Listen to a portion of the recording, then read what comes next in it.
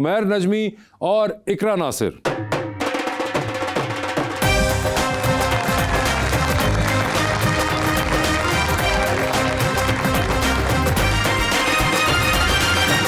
उमैर और इकरा, क्या हाल है आपके? अभी आपके आने से पहले हमने एक मुद्दा छेड़ा हुआ था जी प्रोटोकॉल के बारे में, और खास तौर पे शादियों के ऊपर जो हमने इसका एक कल्चर देखना शुरू कर दिया है। आपका कोई ऐसा एक्सपीरियंस हुआ है, आपने नोटिस किया ये? मुझे ऐसा लगता है कि ऑलरेडी जब माँ बाप बेटियों की शादी कर रहे होते हैं वो बहुत मुश्किल है। वो सारी जिंदगी जमा करते हैं पैसे, बड़े ख्वाब सजाते हैं, इसके ऊपर ऑलरेडी वो बहुत चीज़ों से, बहुत मरहलों से गुजरे होते हैं। उन्होंने अपनी बेटी देनी है, बड़ा इमोशनल मूवमेंट होता है। तो आई थिंक लोगों को इस चीज़ को अंडरस्टैंड करना चाहिए और इस चीज़ पे इशू बनाने ही नहीं चाहिए। अगर आपकी पिक्चर नहीं आई, इट्स ओके। अगर आपको बोतल नहीं मिली, इट्स ओके। अगर खाने में मिर्चें ज़्यादा लग रही हैं, कोई मसला नहीं है। मगर इकरा, एक तो ये खैर बेटियों की नहीं, ये लड़कों की तरफ से फंक्शन में भी होता है कि एक स्पेशल टेबल अलग से लगता है, जो कि आज से कुछ साल पहले तक नहीं लगता था। कुछ बहुत ज्यादा साल पहले की बात भी नहीं कर रहा मैं। तो ये एक बड़ी रिडिकुलस हरकत है कि आप एक टेबल लगा के उसको अलग से ब्लॉक कर देते हैं, जबकि बाकी मेहमानों को आपने खुद बुलाया हुआ है। आप अपना व्यू पॉइंट दे दीजिए। बस आपने तकरीबन सारी बातें, इतनी अच्छी बातें मैंने कहा शो के पहले ही हो गई हैं, बाद में क्या करेंगे।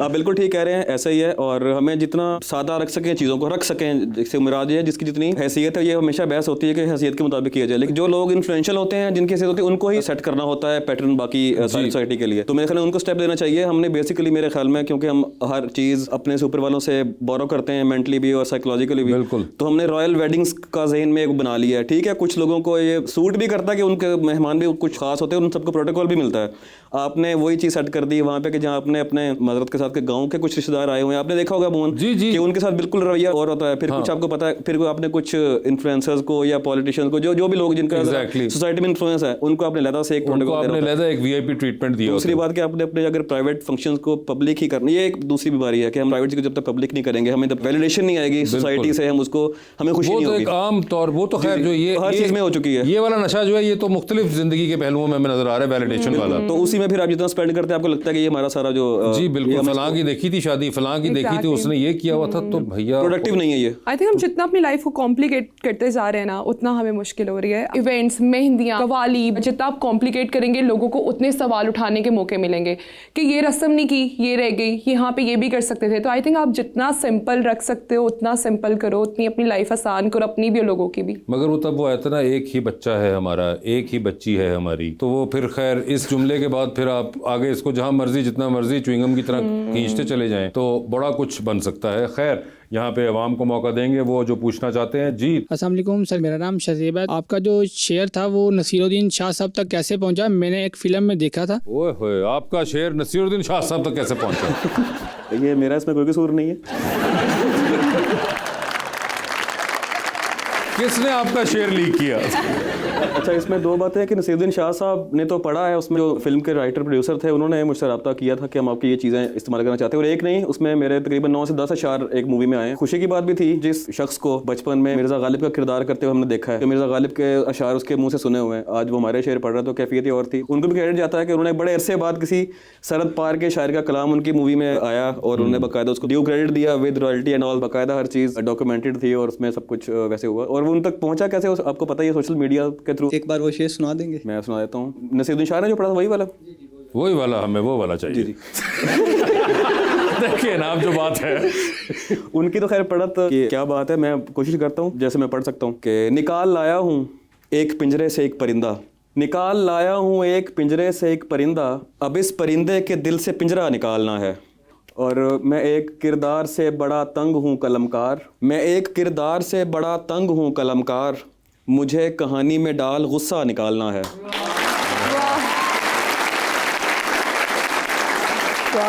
क्या बात है। इकरा, कैसा लगा? बहुत अच्छा लगा मुझे। आपने इससे पहले सुना हुआ था शाह साहब वाली आवाज में? नहीं, की आवाज में नहीं सुना था, बट ये शेर आई थिंक मैंने सुना था। इन तक भी पहुंचा हुआ है। आपको शेर व शायरी से दिलचस्पी है? वैसे मुझे सुनने में बहुत अच्छी लगती है, मतलब मैं बहुत बड़ी फ़ैन नहीं हूँ इस तरह से कि मैं कोई किताबें वगैरह पढूं, लेकिन जो इंस्टाग्राम पे, फिल्मों में, किसी जगह पे कोई शेर आ रहा और मुझे पसंद आ जाए तो। शेर व शायरी जो है वो इंस्टाग्राम की हद तक है। इंस्टाग्राम की हद तक है। मैं आपको कहूंगी कि आपको भी अपनी शेरो शायरी इंस्टाग्राम पे भी ज्यादा पोस्ट करनी चाहिए। जो जेनजी जनरेशन है ना हमारी, वो इंस्टाग्राम ही देखती है। जी इंस्टाग्राम है मेरा अच्छा वो खासा। है उनका, वो अभी आपको दिखाएंगे, हमने बड़ा उन्होंने इंस्टाग्राम पे रखा हुआ है, मगर अब आप फॉलो नहीं करेंगी तो कैसे होगा? नहीं, मैं आपको फॉलो जरूर करूंगी। आज आप बैठ किनको के। फॉलो कर रही हैं आप मुझे बताएं। मैं? आप किसी शायर को कर रही हैं फॉलो? नहीं, तो यानी कि उमैर पहले शायर होंगे जिनको आप फॉलो करेंगे। 100%। ओए होए उमैर साहब ले आपका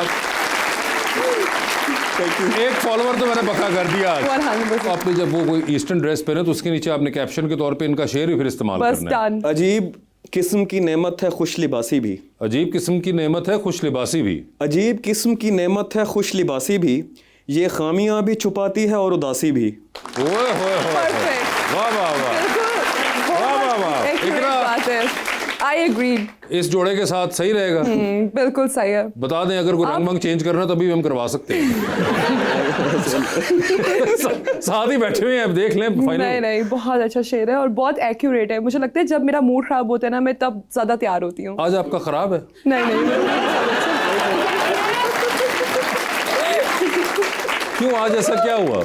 नहीं, आज तो मैं एक्साइटेड थी ना यहाँ आपके शो पे आने के लिए। क्लियर बहुत करती तैयार चले ना, हुई हूँ। आपने एक जुमला आधा बोला और हमने कहा कि शायद आज मूड नहीं, खराब है नहीं। तो आप इसलिए। नहीं, मैं बहुत एक्साइटेड थी तो आज जब आपके आपका शो मूड पे खराब आने के होता है आप लिए। ज्यादा तैयार होती हैं। ज्यादा तैयार होती हूँ। मुझे ऐसा लगता है अगर आपको बुरा फील हो रहा है, जरूरी नहीं है कि आप बुरे दिखो भी तब। मगर अगर आप लोगों को बताना चाह रहे हैं कि मेरा मूड खराब है और मैं बुरा फील कर रहा हूँ तो फिर मुझे लगता है ज्यादातर ना आप अपने लिए तैयार होते हो। मैं अपने लिए तैयार होती हूँ ज्यादा। अपने लिए तैयार होती हैं। ये मुझे आज तक जुमला समझ नहीं आया, कैसे अपने लिए तैयार आप होती नहीं हैं? होते ना, आपको कैसे समझ आएगा?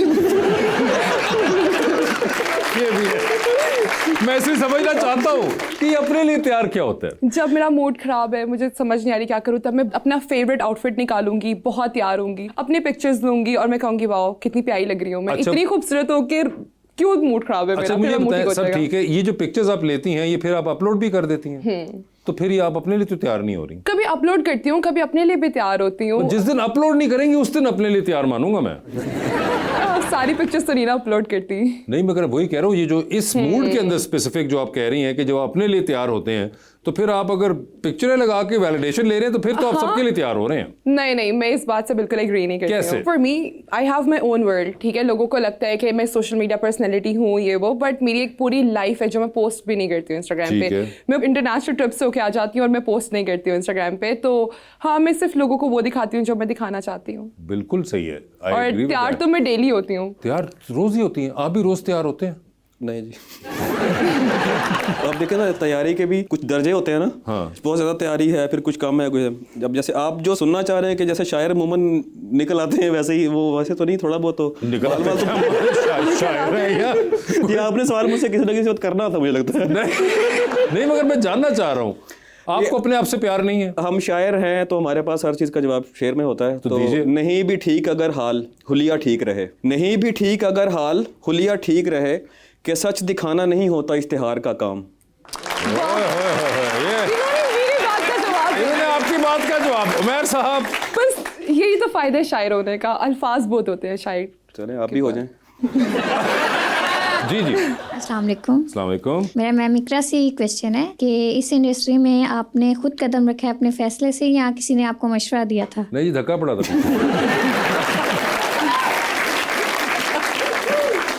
मेरे बाबा चाहते थे हमेशा से कि मैं जज बनूं, सो मैंने लॉ किया। तब मैं बहुत डिफरेंट स्टेज पे थी अपनी लाइफ की। मेरे बाबा हयात थे तब, तो मुझे है। लगता था कि मैं तो बहुत ही प्रिंसेस हूँ, मैं तो नहीं जा सकती, गर्मी में नहीं बैठ सकती। तो तब मैं अपनी इंस्टाग्राम पे मैं पिक्चर्स अपलोड करती थी, तो मुझे किसी ने बोला मॉडलिंग का।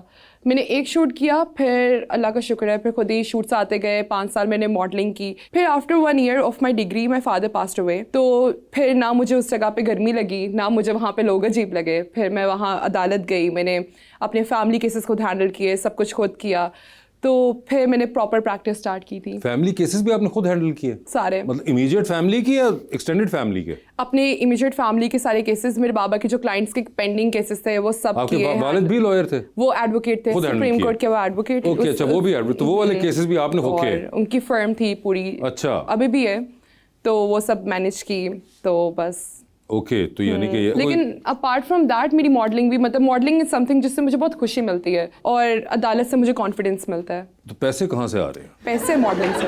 वो क्लियर करती है, हमने कहा एक जगह खुशी है, एक जगह कॉन्फिडेंस है, मैं कहा पैसे कौन देगा? पैसे मॉडलिंग से आ रहे हैं। पैसे मॉडलिंग से आ रहे हैं। ओए होए सर, कोई आप पे केस वेस तो नहीं है? नहीं अल्हम्दुलिल्लाह अभी तक तो नहीं है। अभी तक तो नहीं। मैं कहा कोई लॉयर हमारे साथ आज बैठी हुई है तो इस्तीफादा हासिल कर लें अगर कोई मसला पड़ा हो। ये ऐसा ही है। अगर मुझे फॉलो कर लेंगे तो मैं